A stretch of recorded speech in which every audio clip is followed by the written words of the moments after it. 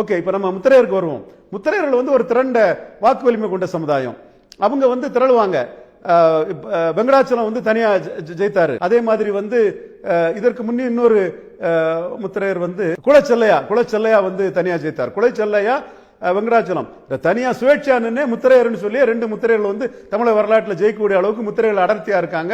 எல்லா மாவட்டங்கள்லயும் இருக்கிறாங்க. மத்திய மாவட்டங்கள், டெல்டா மாவட்டத்தில் இருக்கிறாங்க. அவங்க உரிய மரியாதை பெறல.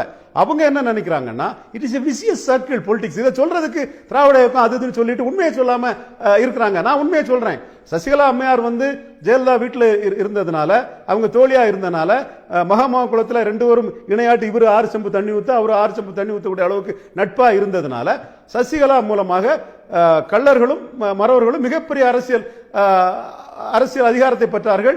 பேக்கிங் கம்யூனிட்டி ஆனாங்க. அந்த இயக்கம் முத்திரைகளுக்கு இருக்கு. இதுதான் கிரவுண்ட்ல இருந்து விஷயத்தை பாக்குறது.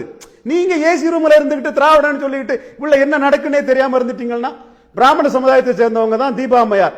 அவங்க அரசியல் வரும்போது எல்லா முத்திரையர் கிராமங்கள்லயும் கொடி நட்டு ஊரே திரண்டு பண்ணாங்களா இல்லையா? எதுக்கு பண்ணாங்க? இதான் விசியஸ் சர்க்கிள். ஜெயலலிதா மூலமாக கள்ளர்கள் பெற்ற அரசியல் அதிகாரத்தை தீபா அம்மையார் மூலமாக நாம் பெற முடியும் என்று முத்திரையர்கள் கருதினார்கள். இதுதான் கிரவுண்ட் ரியாலிட்டி. இந்த கிரவுண்ட் ரியாலிட்டியை மறந்துகிட்டு மேல திராவிடம் பண்ணிக்கிட்டு கொஞ்சம் 4 பேர் முரசொலியில சம்பளத்தை வாங்கிட்டு எழுதிட்டு இருப்பாப்ல. அது ரியாலிட்டி அல்ல. இந்த ரியாலிட்டியை கனிமொழிக்கு தெரியும். அவங்க சொல்லியும் செய்யல. செய்திருந்தாங்கன்னா 2016 கோட்டை விட்டுருக்க மாட்டாங்க. கள்ளர் வந்து அதிமுக ஆதரிக்கும் போது முத்திரையர் நம்ம கையில் எடுக்கணும்னு கனிமொழி பல முறை சொன்னாங்க. திமுக அதை கேட்கல. கேட்டா வந்து 1% ஓட்டு அன்னைக்கு டிஃபரன்ஸ்ல வந்து திமுக ஆட்சிக்கு வந்திருக்கும். என்ன பண்ணாங்க ஜெயலலிதா? இவங்களோட புத்திசாலியான ஜெயலலிதா முத்திரையர் வேட்பாளர் அதிகரிச்சுட்டாங்க. திமுக செய்ய வேண்டியது ஜெயலலிதாவே செய்துட்டாங்க.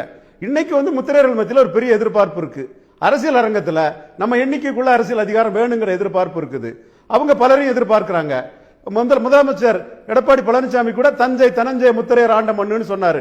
ஏன்னா கள்ளர் ஓட்டுகள் வந்து தனக்கு பெருசா வராதுங்கிற நம்பிக்கையில தான் தனஞ்சய முத்திரையர் ஆண்ட மண்ணுன்னு சொன்னார். ஜெயலலிதா ஒருக்கா சொன்னாருங்களே, இன்னைக்குள்ள டேட் தான். அன்னைக்கு 16ஆம் தேதி 16/11/2012 தான் ஜெயலலிதா நாடார்கள் சேர சோழ பாண்டியர் மரபினர் தென்னிந்தியாவை ஆண்ட அரசு மரபினர் சொன்னா அவங்களுக்கு மகுடம் வச்சாதான் அவங்க மற்ற ஜாதிகளை அதிமுக எதிராக திருப்ப மாட்டாங்க. நாம சொன்னா எல்லா ஜாதியும் ஏத்துக்குவாங்கன்னு ஜெயலலிதா சொன்னாங்க. போஸ்டர் கூட போட்டிருக்காங்களா, எல்லா ஜாதியும் ஏத்துக்கிட்டாங்கன்னு. அது நான் ஏத்துக்கல. நான் வந்து என்னோட பார்வை அது வேற. பட் ஜெயலலிதா அன்னைக்கு சொன்னாங்க. அதே மாதிரி ஜெயலலிதா நாடார்களை குளோரிஃபை பண்ணது மாதிரி முத்திரையர்களை வந்து தனஞ்சய முத்திரையர் ஆண்டமன், தனஞ்சய முத்திரையர் ஆண்டமன்னு எடப்பாடி பழனிசாமி குளோரிஃபை பண்ணாரு. அப்படி குளோரிஃபை பண்ணவரால ஒரு எம்பி டிக்கெட் தான் கொடுக்க முடிஞ்சது. அடுத்தால என்ன செய்ய போறாருங்கிறது தெரியல. இப்ப அதெல்லாம் நம்ம மக்கள் எல்லாம் விழிப்புணர்ச்சியோட தான் இருக்காங்க.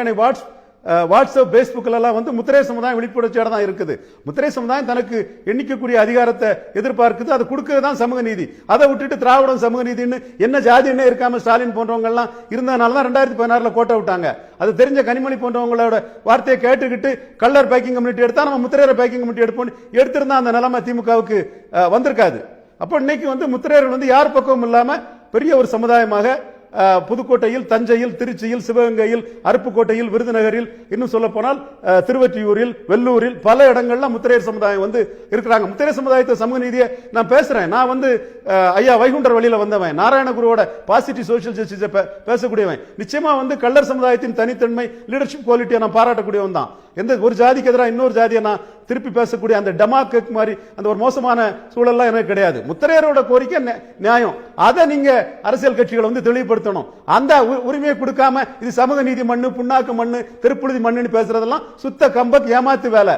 முத்திரையர்கள் போல அரசியல் அதிகாரம் இல்லாத சமூகங்கள் நிறைய இருக்கு. அதுக்கெல்லாம் 2021 நிச்சயமா பாசிட்டிவ் சோசியல் ஜஸ்டிஸ் நான் பேசிட்டு இருக்கேன். அதுல ஒரு விடிவு வரும்னு நினைக்கிறேன். முத்திரையருடைய இயக்கமும் எதிர்பார்ப்பும் நியாயமானது. அதை அரசியல் கட்சிகள் செய்ய தவறினால் அந்த அரசியல் கட்சிகள் பலமிழக்கும் என்பது உறுதி.